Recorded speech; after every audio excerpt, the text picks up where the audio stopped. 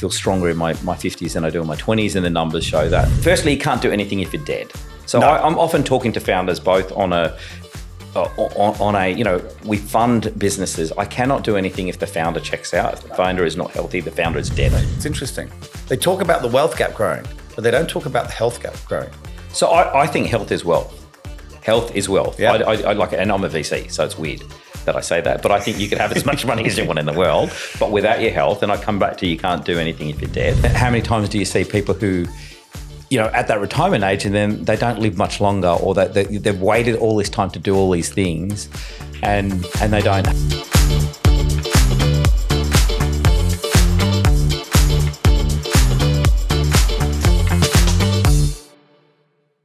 Yash Varma, welcome to the show.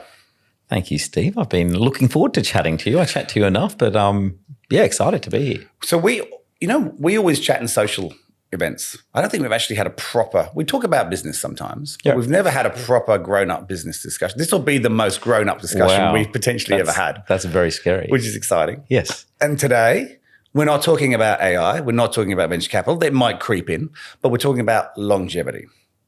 So massively topical right now. Everyone's going nuts for it. Products flying around. Everyone's talking about living forever and so forth and so forth. And, looking at the way I look at my age, it's obviously working, this modern world we're looking at.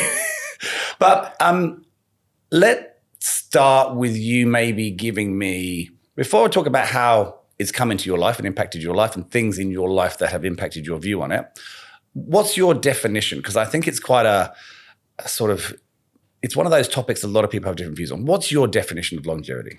Yeah, it's interesting because I have I do talk about longevity and growing older. We're all gonna age.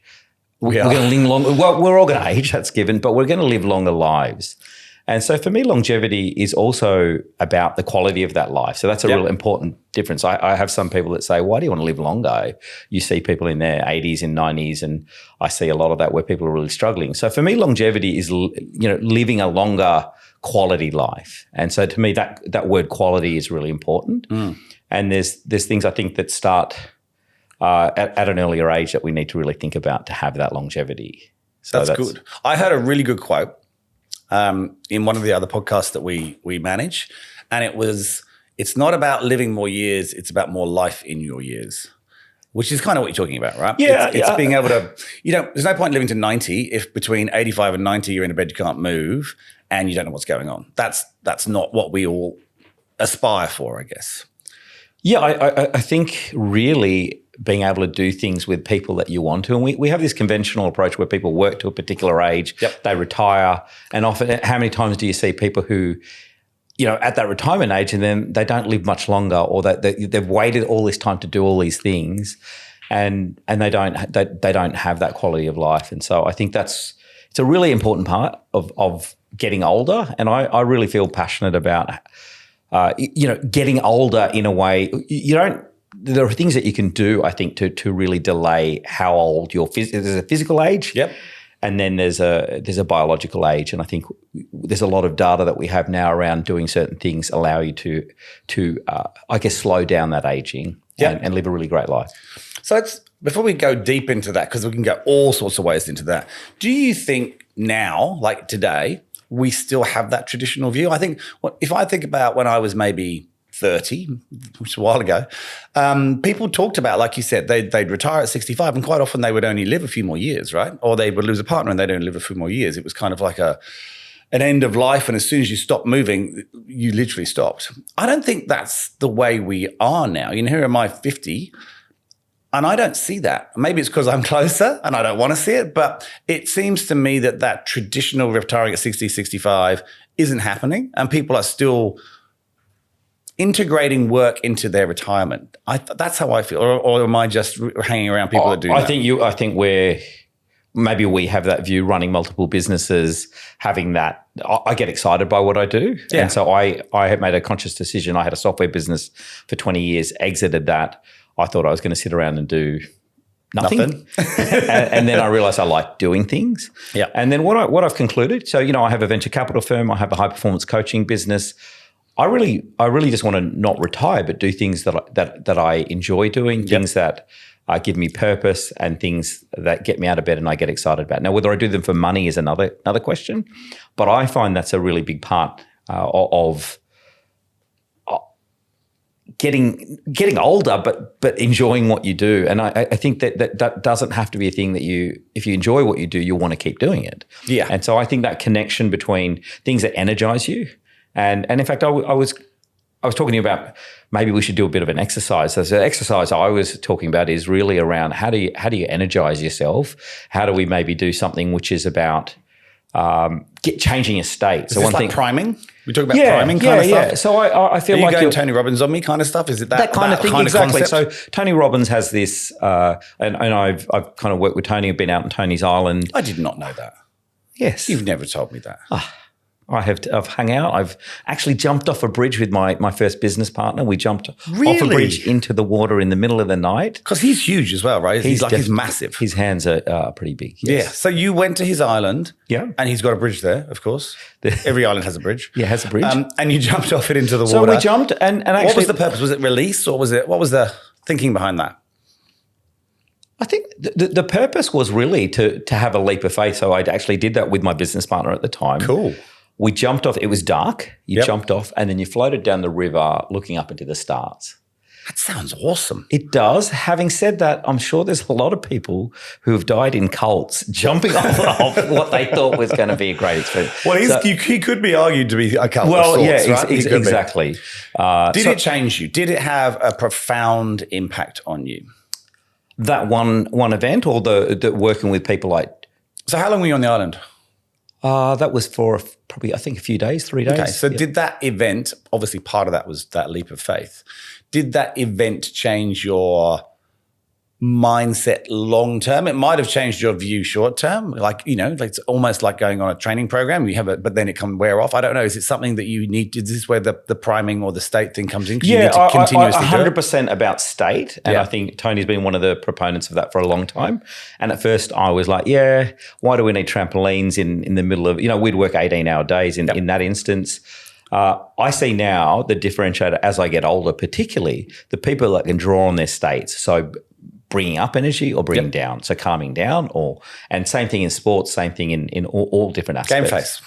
Yeah, so I think there's this ability if you can change your state, and breath is a big part of it. Yeah. Or being able to do there's sometimes NLP. So the thing I was going to talk about was a power move and a power. Are we going to do it? Do you want to do it? I want to do it. All right. Of course I want to do it. And I do this sometimes, in my coaching business when I get a group of people together.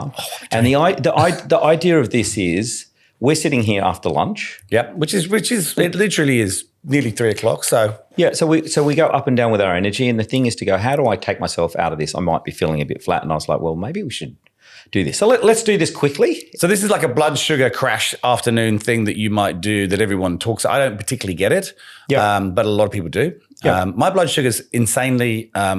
I had one of those little things on my arm for a while, and it doesn't change. And I did it with my wife, and it was really fascinating because hers went up and down like crazy, which explains a lot. She'll kill me for saying that, but mine was very consistent, regardless of what I ate or did, which I just thought was weird. But anyway, let's talk about that. I want to know what we're going to do. Okay. So there's a couple of components to this. First, we're going to, and let's maybe just do it, and I can talk through it. I don't know. Are we standing? We're going to. I feel like we're standing. Let's stand. So the first thing is to, and I don't know if you can see me well enough. So the first thing is stand. I think want you to be conscious of your body language. So how you're, if you now I am conscious. Legs hip width apart. Want to feel so if you have your shoulders back. Often I'll get people to stand against a wall. If you stand against a wall, you'll notice. We'll be out of frame. We can't. I know, but I'm just going to tell you this. Are we out of frame now? So imagine. You are, but if you go to the other side of the wall, right. I will be in frame. Okay, let's go around. All right, we're just going to do this. All right. Oh, there you can see you're way taller than I am. So I'd like you to stand there, chest up, chest up. And so this is also about how you feel. You feel very different. You feel, well, it's how I feel incredibly uncomfortable, which is weird because I rarely feel uncomfortable. Oh, that's good. Is it weird? Well, I want you to feel something if you don't feel something. So the idea is chest up, shoulders back. So it's a strong pose. So what I want you to do, that's the first part of this, is to stand a bit. So you feel different if you stand. If you feel like this, you feel, you're feeling a little bit. I do hunch a little, like a lot of talking. So like chest up, that what I want you to think about is, so there's two components to this power move. The first component is that you're standing as you're, I love it's called a power move. Okay. Yes. What I want you to think about is, so the first part is that. Second part also is about, I want you to do something that's physical. So it might be that so some people... Are we going to fight? No, some people clap. So the first part is that you clap your hands, Yep. you might go clap your legs. I just want you to do something which is physical that way. Okay. And then the second part of this is what we call NLP. I want you to think about maybe a time, maybe you're winning a race, something good that happens, you win it, something and you're like, yeah. Yeah. So the power move is putting those two things together. One, stand as you are. I'm going to do it for you, and then I want you to do it too, and then we'll continue. So show monkey. So first part is I'm going to go, and then I'm going to think. So I'm thinking about something that I won, or something that my team won at a particular. So I'm going to go, yeah. But I'm going to put it together. So on the count of three, I'm going to do it. I'm going to go, yeah, Jesus. So we're going to do that together. I was not expecting that. On the count of three. So on the count of three, I want you to do that. Okay, let's do this. All All right, I'm ready. 1, On 3 or after 3? Ready? Okay. 1, 2, 3. Yeah! All right. How do you feel? How do you feel? Hot. Has your state changed? Not that way. Absolutely. So let's get back to it. I'm excited. I don't know if I can sit down. Was that loud enough? It was I tried to really embrace it. You did well. Well, my point actually is when you do this with people in an office, often they are like, what just happened? Well, it's a loud noise, right? So it's also that energy starts to translate. So I really do feel, not just in work or business or in life, and we are talking about longevity, I think energy is a big part of that. And how we sort of transfer that energy is really important. And so I think, we've sort of gone off tangent a little bit, but I do think if you can draw your own energy and transfer that, and I know you'll say that again? Whenever you want. Essentially. Yeah, if you're in control of that, you control the state. You Yeah. control the state of conversations, you control the state of what happens. So do you think part of your high performance coaching, and we've never really talked about your high performance coaching, do you think that has an impact on longevity? I mean, high performance is not just about nailing your job, right? It's about your entire, I would assume, most high performance coaching these days is very holistic, right? So do you think there's a longevity part to that? 100%. So I also think about the concept. So I've got a venture capital firm, a high performance coaching business. Now the two are actually linked. Of course. In the sense that I also think about longevity in business. Now, my first business, 97, I moved to London from Australia. Yep. Actually, it was on my honeymoon. I got married, moved to London, started a business, and I then had that business for another 20 years. And I used 20 years. I used to commute between Australia and the UK. So Yep. I'd live here. So I lived between Australia, the UK, and Switzerland. And so for me, actually doing that, working UK, US hours, often from Australia, meant that to perform and to be able to run that business, I needed to be able to draw energy. I have done that too. It's tough. It is tough, and it's tough over the long term. Yeah. And so I think 20 years is a long So I time. think some of the things without getting unwell, I have had instances during that period where that's what sort of drawn me towards how do we optimize more of what we do, and what does performance look like? So when I talk about performance, I talk about three things. One is, sure, performing better in your job, being more productive, communicating more effectively, some of the things that are about doing things. But another key part of that performance is about purpose. Yep. So understanding what drives you, why you're doing what you're doing.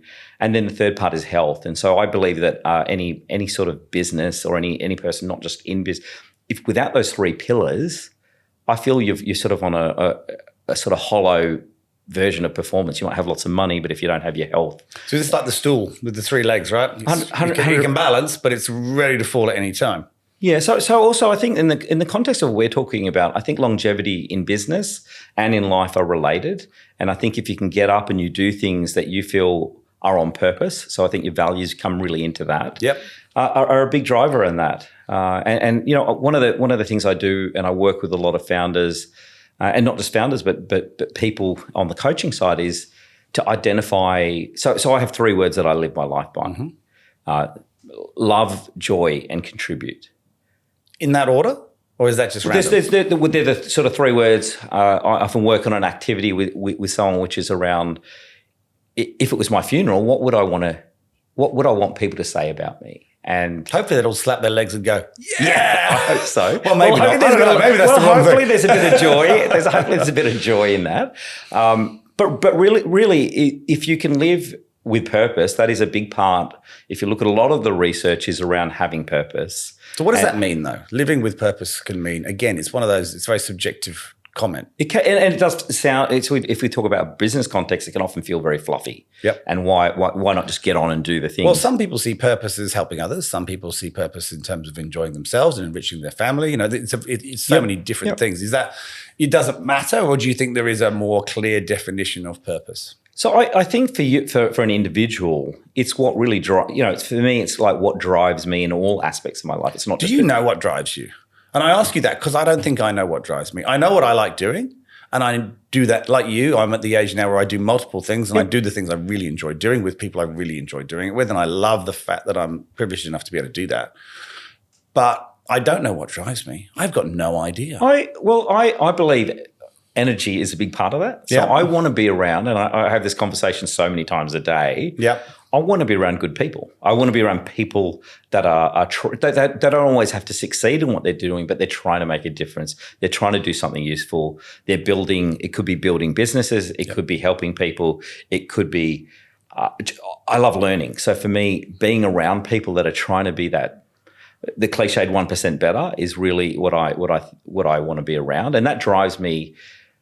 Just to be part of it, I get excited by it, and I go, 30 years into having a working career, I'm early 50s.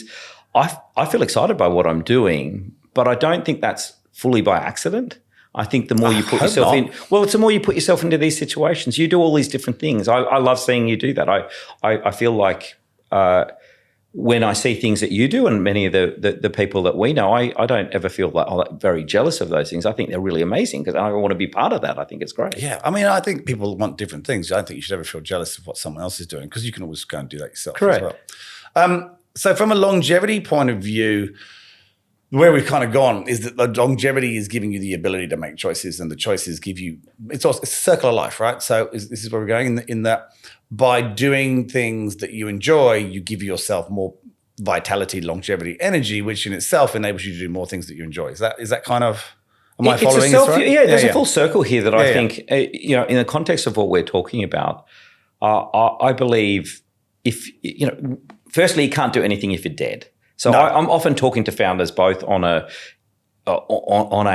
we fund businesses. I cannot do anything if the founder checks out. If the founder is not healthy, the founder is dead. That's really difficult. Well, if they're dead, yes. Yeah, that's really you can't difficult. talk to them either. But that's a really hard thing. People often it's about priorities. Mm-hmm.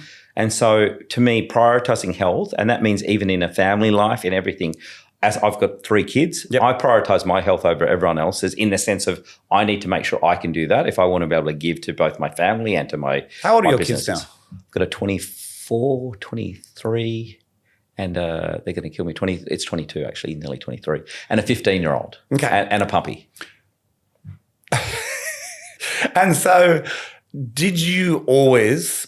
And I'm asking this again because you and I are very similar ages. My children are a tiny, tiny bit younger than yours, but mine are literally just finishing school. Did you always prioritize your health? Because I do now, but there was a long period where I did not. I think one of the things for me was to move to London. We probably did swaps. We did. I came here in '99. You're right. Yeah. So I went to London throughout. So one thing for me has been I've always been pretty active, pretty sporty. Played a lot of rugby, cricket, representatives, things in those spaces. So for me, that was a thing as a male actually was really powerful for me. I was also like always the little one on my rugby team. All my mates were all big guys, but that sporting side actually for a guy was really, really great for me. So I was also very studious. So I was able to play sports and do that. But it was the sports that allowed me to hang out with the cool kids, with the jocks, but then still go and study. Yeah. Whereas so for me, it has been a big part of my life. However, moving to London, started enjoying. I started enjoying the sort of London life. That's why I left. My longevity was going down rapidly, I think. Yeah. So I think then running my business, there were some things there where we're working really long hours, finding everything, I think you have to pay for your sins at some point. You do. And what I found, I was getting unwell. I did actually end up on a trip. So I used to travel between Australia and the UK, and I ended up actually in hospital in Australia one time. I came back to Australia. I was staying at my sister's, going to catch up with people just here for a few days. Yep. I ended up going, I've got a bit of a sore throat. I'll just go to the doctor's here and, get some antibiotics. Yep. Catching up with my friends that were in Sydney at uni friends. And then I went to the doctors, and it's never a great sign when you open your mouth and the doctor looks in and goes, that's not good. And they call another doctor in, they called another doctor in. You need to go straight to hospital. Ended up in hospital. Another guy came in shorts and a T-shirt, had a little bag. He was the ear, nose and throat specialist. So they called him in from offsite, basically. Took me into the cast room because it was just a full hospital, St. George's Hospital. Yep. And I just remember this guy pulling out this big scalpel. My sister was the only one with me. Oh my God. And no one's told you what's going on yet? I don't know. I just thought I had a sore throat. I think at this stage you'd probably gotten past the sore throat thing. Well, I didn't know. They told you? What he did, basically this guy says, look, what I'm about to do could kill you, but if I don't do anything, you could die as well. So I had this big abscess on the back of my throat through being run down. Jesus, from being run down. Through being run down, doing all these things. It was closing up. And then so he put this knife at the back of my throat. Was there any anaesthetic going on here? Or so was this just we actually put a big needle in, big knife, said, whatever I'm going to do you're going to feel a lot better after this. Basically stood there with this knife. Did it go down your throat? It did. It was pretty horrible. Oh, God. So spent the next week in hospital. But I guess the point for me, some of the things was being healthy, not being healthy, but then committing to going, if I don't change this, running a business, having a young family, something's got to give. So did that change your behaviour? Yeah, I mean, that's a pretty drastic I think that was a big driver for me to realise you can't just keep going. You just can't work hard, working harder, working longer hours, crazy hours. We all have, in a lot of cases, we're running global businesses. We had clients all over the world. And that's what made me realize I need to really concentrate on the pillars that I coach to actually around, we need to think about our health, what we eat, how we move. Yep. And, surprisingly, 20 years later, I feel better now. I'm lifting more. I do a lot of, CrossFit, a lot of other activities. Yep. I feel stronger in my 50s than I do in my 20s, and the numbers show that. So I'm also very numerical, track a lot of what we do. I had one of those for a while. Yeah. Sometimes it's terrifying when you go to a wedding and you got that the next day, you go, I can't go to any more weddings. Yeah. But I mean, I'm probably my fittest as well as I am now, which is bizarre. But I was very similar to your work crazy hours. I've worked out how to work long hours effectively now, which I think is something. But in terms of your kids, so when you have young kids, that impacts you a lot because they take a lot of time. Do you, and this is something I have tried to do educate them on the things that you have learned? And more importantly, do you think they are listening to you? I mean, I think the generations below us are much healthier than us. They're all up at 5. They're not out at 5. 2 very different times a day. They seem to be, as a collective, they seem to be far more aware of their health. But do you spend a lot of time trying to educate? I mean, children don't necessarily always listen to their parents at that time. It goes in. But do you find that that's something you find yourself doing? So I definitely, one of the things I'm most pleased about is every one of my kids and my wife, everyone is, in fact, my dad sort of said to me, he said, you guys are really weird. All of you are at the gym and you're all kind of, as a family, people are not all together. That sounds weird, but everyone is exercise. However, I would say when I tell them to do something, people aren't going to do that. And I have a real belief that people do what you do, not what you say. So you showed them. Yeah, people do what you do, not what you say. So I could say to them, go and do that. And I have had that instance with one of my children where I would say that and they never did. And then I just had to be quiet. And I do believe as a parent, I have this saying as well, like when kids particularly get to be teenagers, you get sacked as a parent and optionally hired back as a consultant. Mine are teenagers, 17 and 15. It's really hard, but I think they do. If you live by what you do, they pick up on that. And if they do, they watch. Of course they do. Yeah. So I think that's the key thing is role modeling. Yeah. Is they pick up on that and they see if you perform better. I love having that fun bit of competing with them a little bit. My son can lift more than me in certain exercises now, which is It's really cool and depressing at the same time. But what I love with this is that the perception of getting older is changing as well. It is. And so I would say, I feel like we understand more about our bodies. We understand more about how performance, nutrition. And so I think it's also understanding that. I would say we have the other extreme as well, where if you're not conscious of this, we're also seeing health is deteriorating. So we have all this knowledge, we have all these things available to us, but if you don't take that up, then we see actually health is a lot worse in a lot of cases. So do you see the gap rising? I mean, I see the gap. We're not just talking monetary here, we're talking a health gap in terms of the people that have and the people that don't is getting much further apart. 100%. Yeah. And I would go even... No one ever talks about that, do they? It's interesting. They talk about the wealth gap growing, but they don't talk about the health gap growing. So I think health is wealth.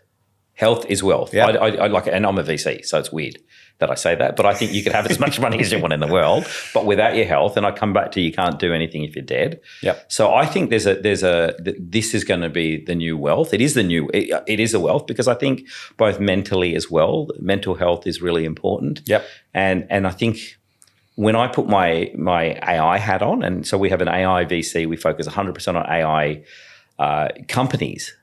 What I'm seeing is this next level, and there's a great book, Anxious Generation, all about technology and how we've given our kids all these, this technology has impacted their mental health. So on the one hand, everyone has all this information, everyone's doing all these things.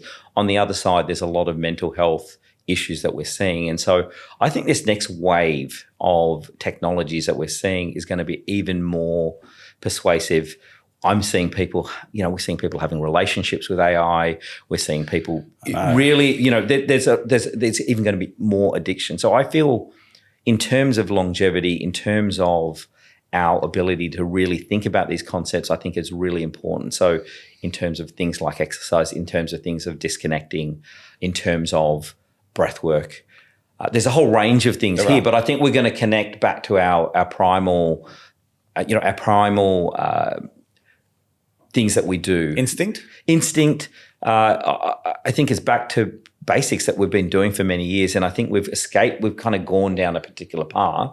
Being a technologist, I'm for it, but I'm also like, if I was going to invest in businesses, I would either invest in an AI business or invest in a total experiential business, which is about doing something in the real world and hanging out with people in the real world and creating those experiences. And I know, some of the other things you're doing are exactly that, creating spaces for people. That's because I'm not a technologist. I've only got the real world.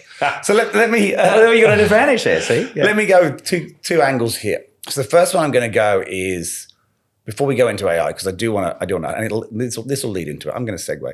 How long do you think we're going to live? Like, there's so much talk about this. I heard the other day that women in their 50s are going to be the longest living humans ever, i.e. women traditionally live longer than men. Lots of reasons for that, which we won't go into now. It's another whole podcast. But they will probably live as an average, this is my wife I'm talking about and probably yours, to 120. Now, that's a long time. That's another 70 years from where I and you are right now, right? And obviously we won't make it because we're men. But even regardless, that's a really, really long time. Now, I worry that that's not even possible. And I don't mean in terms of from a health perspective, but in terms of one, like you talked about mental clarity, but then also from a financial perspective, from a drain on resources, from an overpopulation, from starvation and food. Like, there's so many things around that. If we start living that long, which is probably, I guess the average age, I don't know, I'm guessing it's around late 80s to early 90s now. If you would start bolting on another 30 years for everybody, that's crazy. I mean, I don't think the environment can sustain that. What are your thoughts on this? And do you believe that's true, that 120? Look, I'm not a doctor, so I guess giving that background, I don't want to say, sure, there are a lot of predictions. I think if you listen to people like Peter Attia and all of the guys talking about longevity, I think we definitely will live longer. I think. Do you want to live that long? Well, I do, if I can do the things that I want to do and have impact. That's why I say purpose is really important. I don't want to sit around doing nothing. What I want to do, actually, so when we talk about work and aging, I want to be contributing to the world and doing things that matter to me or matter, so I feel just this concept of getting to 60 and retiring, and actually if we look at what's happening in Australia, for example, we're going to have a really aging population. Can we afford to have everyone? Yeah. 60 is not that far away though. No. I can't imagine myself retiring at 60. I can't even. So I think with that, those things will have to change. And this concept, we started off the discussion around people work and then they retire and they do that. I think in a lot of countries, particularly in those blue zones, people just continue to be active and do things. They're not necessarily retiring. They might be doing things around gardening or might be doing physical things.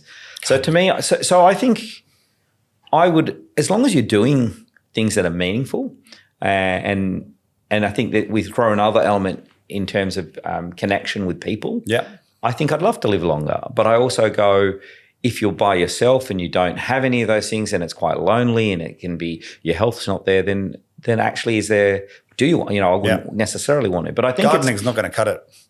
If I have to garden until I'm 120, I'm ready to go. Well, that's my point. So I would look at someone like Charlie Munger. Yeah. Right. You look at he just passed away in his 90s. You look at Warren Buffett. Yep. These guys are keeping busy. My God, yeah. And so I think it's also about what you're doing here, doing things that keep you mentally stimulated and active and switched on. And so I think the more you're able to use those neural pathways, that's what we're learning a lot about. Create new ones, right? Create new ones. Do strange things. The element of novelty. We crave novelty. One thing I found, I met my wife in high school. So wow, 16. We kind of have been married for a little while. Are you sweet 16ers? It is a that little is bit. Awesome. I wish I'd known this before. So, but I mean, one thing that we have that we try and do is add that element of novelty in, like try different things. We've had many different careers. Both of us have. That's amazing. That longevity there's a longevity in marriage. That's incredible to have that relationship. And you think that's that novelty that gives you that? I think it's continually learning and growing.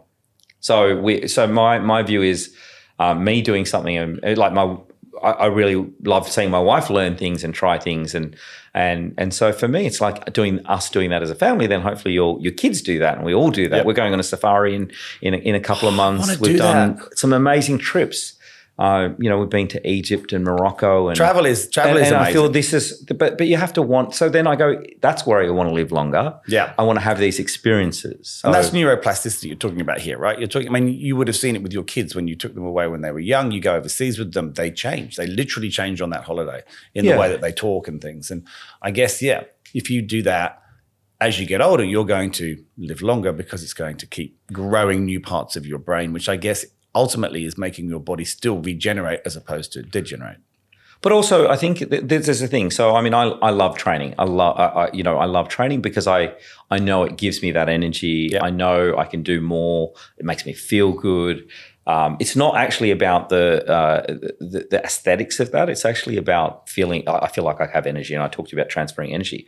But the one thing is, if for some people, maybe that motivates you to then go and climb a hill. Maybe it means you can go and do these experiences. And I think if we start to look at longevity from that, with that lens, and this exercise, or, that's what allows me to do that. It allows me to have relationships longer and go out. I'm not stuck in a environment where I can't go. Because I think things go downhill pretty quick. Often, we talk about the important muscles in our body, and we talk about our brain and our heart. But, legs, your thigh muscles, your ability to stand up and sit down start to become really important as you get older. And the other flow-on effect from that is when you can't go out, you stop seeing people, and we talk about that connectivity with people. And so what starts off as a nice to have of exercising and moving becomes actually that's essential. One of the So let's talk about technology and obviously AI, because you're AI. Technology is without question going to have a huge impact on longevity. The way, you talked about us, you said something earlier that I remember. You said we've given these children, this generation, this technology, and they're addicted, and it's caused mental health issues and so forth. I feel now that generation that we gave that to is suddenly now getting control of that technology because they're coming to that sort of age. And I think they're going to change that technology for the better to hopefully reverse all the bad things that we did to them. It seems that the previous generations always do something bad to the next one, not on purpose. But do you think that AI is going to accelerate the rate of technology to such a sort of speed that it's just untenable to even contemplate? Like, I feel everything I read about AI, and obviously, in some of my businesses, we deal all with technology founders as much as I'm not a technologist. It was always going fast and it was speeding up, as we've talked about before, but AI seems to be accelerating it at an insane rate. How do we as human beings cope with that? And how is that going to impact our longevity? I mean, are we really going to regrow all our organs, in which case we could technically live forever? What are all these questions? Well, how do they sort of sit with you? Yeah, I mean, let's first. I don't think it's just the previous generation, the next generation. I think it's actually our generation as well. Yeah, is having these things with the same technology in terms of being present, being addicted to. Yep. It's very addictive, and I guess what I was saying before was that this next level is going to be that even more addictive. So these principles around connection and being present and us actually having a conversation. Why do you think that? Is it immersion? Is it because we're immersing Because our more? brains can't deal with it. Yeah. And we're very distracted. Yeah. And so we have these devices. It could be any kind of device. We're going to have future devices. If you look, Google just announced their next glasses again. I was talking about it at lunch today with someone. Yeah. It's insane. We were saying it's actually going to make humans dumb. You're going to be able to sit there and go, where are my keys? Is it my wife's birthday? What's that on the wall? What did someone say 2 minutes ago? Like, it's actually going to... We won't need to remember anything. So I'll tell you a story from my previous business. So there's probably a video out there of me with Google glasses on a while back. We will look it up. I found this. Well, so we were. I think I did one, a blog around Google Glass, what it was, did a little bit of a demo of it, and then I interviewed someone for a job, right? And they turned up with these Google glasses on. And they had them on. They had them on, and they sat in the whole meeting, and they were looking above my head the whole meeting, and there was a term for this. So weird. So it was they were there, but they weren't there, and then there was a term for that, being a glass hole. Being a real glass hole. So I love that. So we're gonna have that more. We have it now where people are stuck on their phones. That would be horrible because they would look bored. I would imagine for you, Well, so you would be so they're there, but disconnected. they're not there. So they're reading something at the top of the glass. Yeah. It's like having a teleprompter above your head and me looking at you, but looking above you. I would hate they're that. reading something. I would have That's asked what them. we're gonna have. Did you ask them to take it off? I would have had. So you got to take those off. Well, it did make me go, this is really. Did you hire them? No. But they thought I'd like it because they saw me.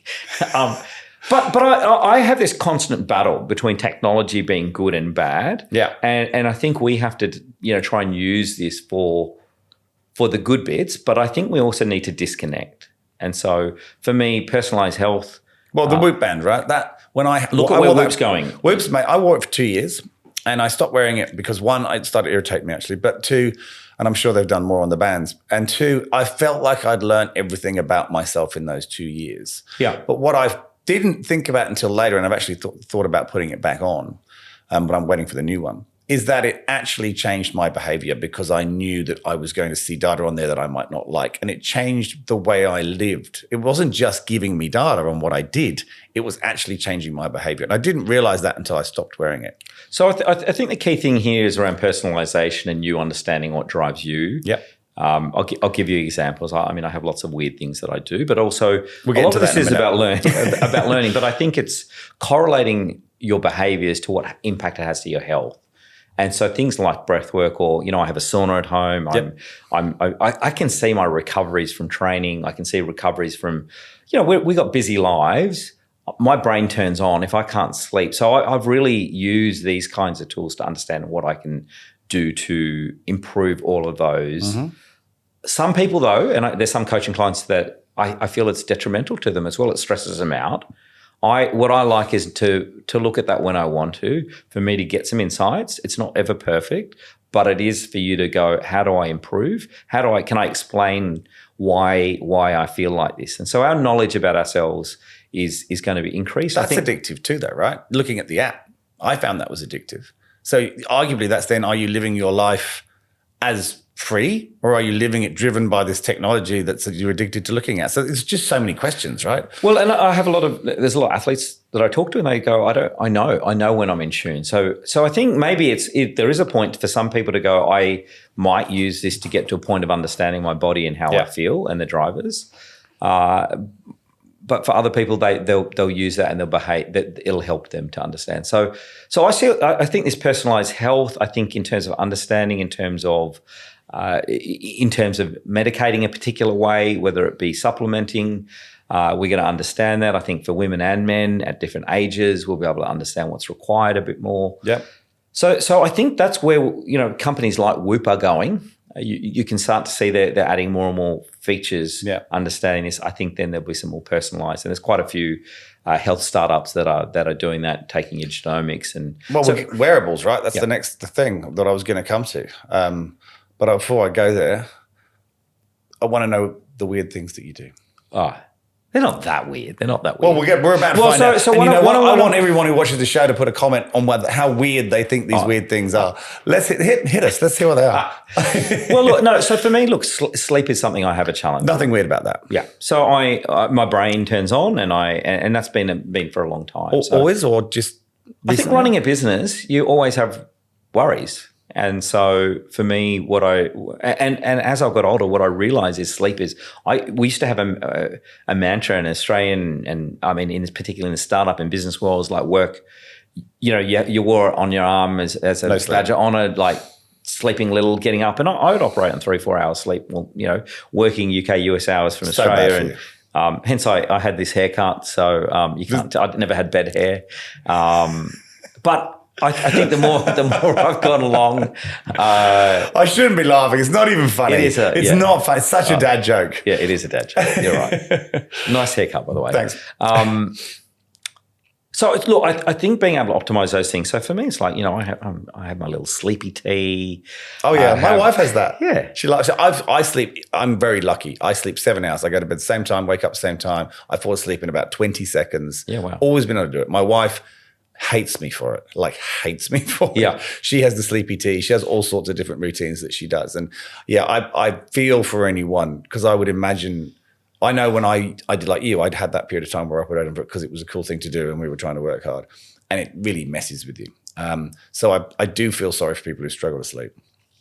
Yeah, so for me, sleep's been one thing that I think is a real. So often sauna, sleepy tea. I have a bit of sauna before bed. Sauna before bed with red light is great. The red light one, yeah, okay. Red light. That once again, this is all about breath, changing your state, getting you to be able to control your state to calm. And I think this is it. So light is an important part of that. So much science behind this, in terms of what you're seeing, in terms of having not bright lights, no devices. The challenge with this is everyone knows, or a lot of people know this, but not everyone does that. Well, that's everything. I mean, diet is the classic example of, we all know we're not supposed to eat certain things and what we should eat. We don't want to eat those. We want to eat the other things. It's amazing how much knowledge doesn't necessarily change your life. Well, so people, smoking, great example. Vaping, these things. It's crazy. And I think that, so this is going to be interesting with longevity as well. When we say everyone knows, exercising, everyone knows eating, good, decent. Like when I say good, decent food, but not processed food. Yeah, which is hard to do, by the way. I found out. I went through a period of trying not to do processed food recently. It's really difficult to actually find not processed food. Like it's a conscious decision. It's expensive and it's difficult to do. Everything is and things that I didn't think were processed. So, for example, I thought ham off the bone was not processed, which I have been completely corrected on, which has upset me because I love ham off the bone. Yeah. I really do. It's amazing how hard it is to actually do the things that are good. The society does not make it easy to live well. But I think we've kind of done that as well, where I sort of feel if you're able. So another part, I mean, we're sort of jumping around a bit, but it's also, I think with this, you need to be able to cook. Like I love food. Yep. We've had many meal, and I love food. I love wine. I mean, I love everything. That's part of my challenge. But I do feel like if you want good food and you want to eat quality food, you have to know how to cook food, or you need to be able to either have someone that can cook that. I think it's a real challenge eating out. You're right. It's harder to do that. I think in Sydney it's not too bad though. I'd agree with that. Yeah, but if you live in London's actually better than New York or somewhere. It's expensive in London. So New York's worse. I agree. So I think, there are ways, and there's lots out there. There's a lot of really great resources now to be able to do that. Once again, it's just whether you want to. So I think habits are a big part of, what I think is important. If it's not all about me, but I think if you it is today. You're the guest. It's actually all about you today. It's wow. all about you. My wife would really hate that if I was. Don't show this. Look, I think it's about prepping. So when you, instead of grabbing for the chocolate, you grab for a protein ball. Now you can either go and buy those at $4 a pop, or you can make these. We do a lot of these things. What I've liked now is we start to do that a bit more as a group and as a family. You mean? Yeah. Well. Yeah.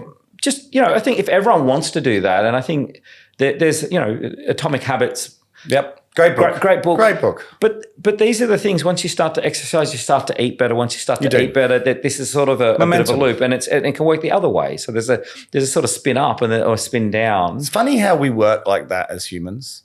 It's because you're completely, in everything in life works like that. You know how my brain jumps around? You know how my brain literally jumps around? That's why the guys are going to put it back into order. Yeah. They'll kind of. They edit it completely, re-edit the whole thing. It takes hours. You know what I can't stop thinking about? You go protein balls. Yeah. Why don't they do protein squares? Why don't they do protein triangles? Why are they always balls? They're actually quite difficult to eat. I think a square would be much easier. I'll make you some You're now protein making your own. I think this is your chance. Start doing protein shakes, radical whatever it is. Yeah, just go out there, take it on. Triangles. We can relaunch it on the show. Okay, I'll bring you some next Anyway, time. we've got that out of my head now, so we'll go back. Yeah, but you're right. It spins up and it spins down. Do you think that's a human trait? So we are all. Everything is about momentum, and everything to me is also about mindset. And so I talk about state. Yep. I think and that's why I sort of said purpose is a really big part. So if you go, this is how I want to be, and you actually truly believe that, and that drives you. So I do weird things where I go, look, I those 3 words that I talked about, love, joy, and contribute. Mm-hmm. And I work with a lot of my coaching clients on exactly this topic, which is I have an alarm that wakes me up in the morning, 9 a.m. or whatever. I don't wake up at 9 a.m. The alarm is at 9 a.m. Not the alarm to wake up. The alarm is a reminder with those 3 words. I have that at the beginning. Right. So you're already awake. It's just we have to prime it. We have to keep reminding ourselves of what's important. So what do you do at 9 when that goes off? You just think about those words? You think about things in the day that impact those words? So the thing is, we don't always do that. And I'm constantly reminded. I'm not always the lovely person. So, but the point is, am I being that? Do I go back and reflect on, am I being that kind of person that I want to? So I think if we think about that in terms of longevity, how do I want to live? How do I want that to? Your behaviors start to change, right? You start to, maybe you will go and exercise, maybe you will go and eat more, maybe you will go and see that person that you want to connect with. When we understand, the principles around longevity, if we look at those blue zones, I break it down to 3 things in terms of longevity. I think it is moving. So, use it or lose it. And I think that's our starting point, that we as individuals need to take responsibility for that and do that. And there's so much good that happens. Endorphins, you get all that movement. There's a great Peter Attia thing. We should do that actually, which is being able to, the Centenarian Olympics. I do not know the Centenarian Olympics. I'm not sure the cameras are going to work on here, but you need to be able to, I'll get you to do this later on, lie down on the ground. We'll film this later. Or lie down on the ground and then get up off the ground without using your hands. But you can use your elbows? You could probably get up onto your elbows. I don't know the technical word. But the point is to be able to get up. I don't know. You should put your hands down in the technical. So when you say don't use your hands, you just can't push down on your hands. So you're able to get up. So it means you need to have hip mobility. You need to use your core strength, and you can then stand up. It's a bit like as doing you get the older, if you can keep doing that, that's one of the predictors of your how long you live. Yep. We are definitely doing this. Grip strength's another one. Yes, I've never had good grip strength. Do you remember those things at school? Yeah. I used to do those. Yeah. I don't think they help. I still don't have good grip strength. I've actually got the worst tennis elbow at the moment. If you have any tips, I've had it now for 6 months. It will not go away. Yeah. It's one of the most annoying. It's nothing, because it's only present at certain times, it doesn't remind me enough to go and get it fixed because I get caught up in other things. But then when I want to use it, it really hurts. I'll bring you in a book that I love by a guy called Dr. Kelly Starrett. It's called The Supple Leopard. And Good name. It's a big encyclopedia. Oh, God, book. really? But no, They got it for on every Audible? part of your body, it's a bit of a CrossFit Bible, actually, which is another cult that I'm part of. I tried that for a while, not long.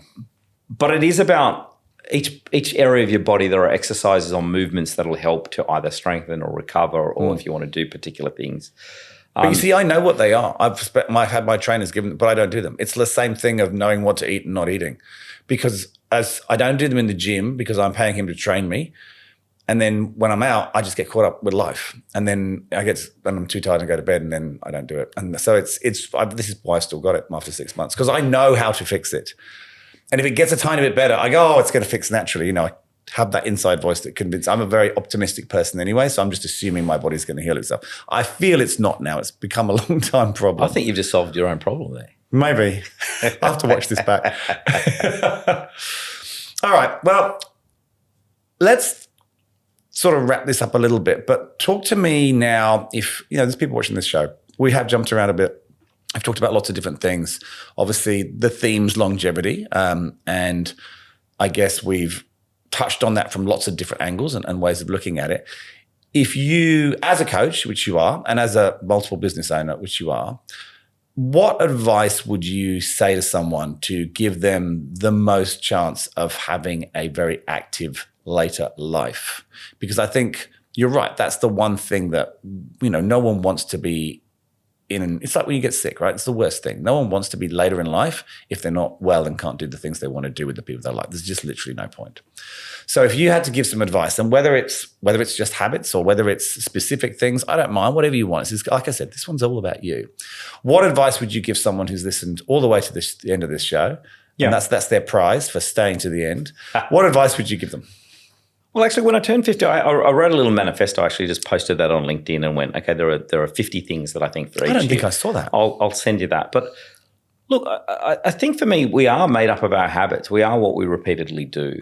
And so for me, those habits are key. And so there's certain high performance habits is something that I really work on. And so for me, look, I think movement is a big part of that. Yep. I think, just some form of movement and exercise. But if we want to refine that even more, we need to do some things that are a little bit challenging, things that are hard. We need to do things that are building strength. So people that run all the time but don't build that, we need to be ahead of the game, essentially, resistance as we get older. Yeah, so I'm not saying what that should be specifically, Yep. but we need to build our muscles. And I think without that, you can be really, when you have a fall, I think as you're getting older. Don't say have a fall, because are we at the age where people have a fall? When do we stop falling over and start having a fall? So there's no problem with falling over. The problem is falling over and breaking a bone or breaking your hip. And this is when we talk about longevity. These are the things that this is what the resistance training is. So this is what you're building, that bone density. So jumping, there's been a lot shown about jumping. Really? Didn't know so we that. need to jump around. We need to. So I like jumping. So my question often is when did you stop doing something? When did you stop dancing? When did you stop? Like we go out dancing, we make our kids really embarrassed. But I'm going, when did you make that choice that I'm not going to go out to a club?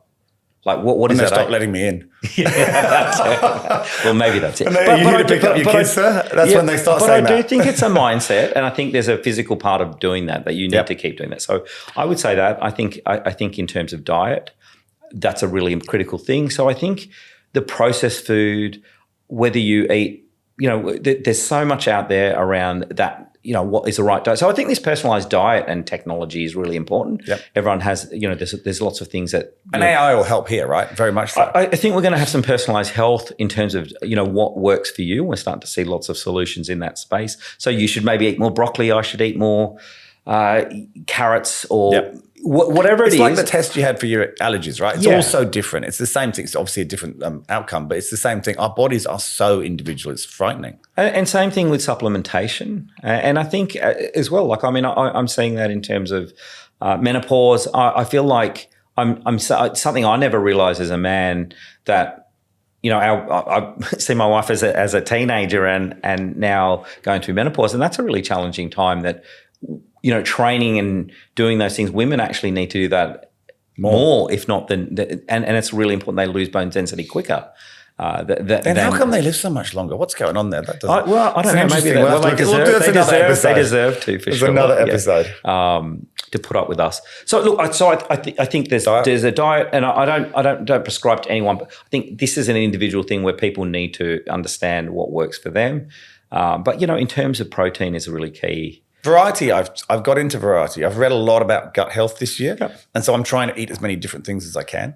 But yeah, protein. I think protein and resistance training seems to be very much the thing that people are talking about at the moment. It's not protein balls, not triangles. Protein triangles. That's what we're going to get you. And look, the last two things are probably related for me in terms of longevity, and that is purpose and connection. And connection is about hanging out with people, whether that be family, friends. I love training with people. I love getting out, and that's what I kill two birds with one stone. You hang out with people. See, I like training on my own. It's interesting. I love people. I love people. I spend my life talking to people. But maybe that's why, I love the alone time of training. I really enjoy that. Unless it's with maybe my son, my wife. But other than that, I don't find training buddies actually less likely to go if I have a training buddy. Isn't that weird? No, I think whatever gets you doing it. But I think for me as well, so I'll often have a lot of CEOs talk to me about they don't have time to exercise. And I go, well, can you have a walking meeting with someone? Can you not walk somewhere while you're meeting? Yeah.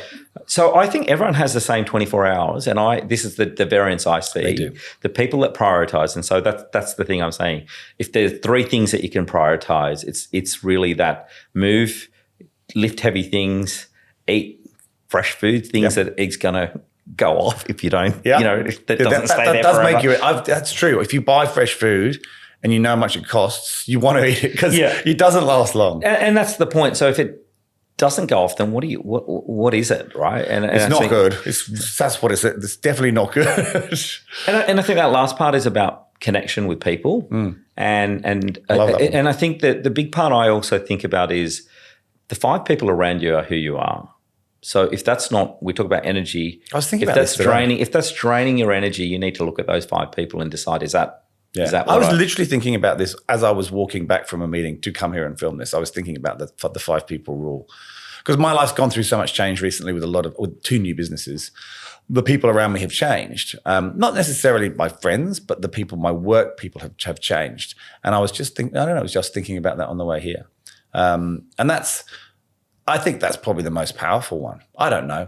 That's to me it is. I think people are very important to me, perhaps more so than health and diet. And I probably, out of all those 3, diet's probably my weakest one. I love to exercise like you, but I think there's just obviously, like you talked about individually, I think everyone's going to have different levels of each of those, right? I think it's just being conscious of it that you, when you surround yourself with people, and I'm involved in. We are involved in a different space. We're involved in people trying things. Yeah, and we are. As a venture capital firm, we come from a founder background. We're not just funding things and going. We want to be part of solutions, and part of this is about supporting.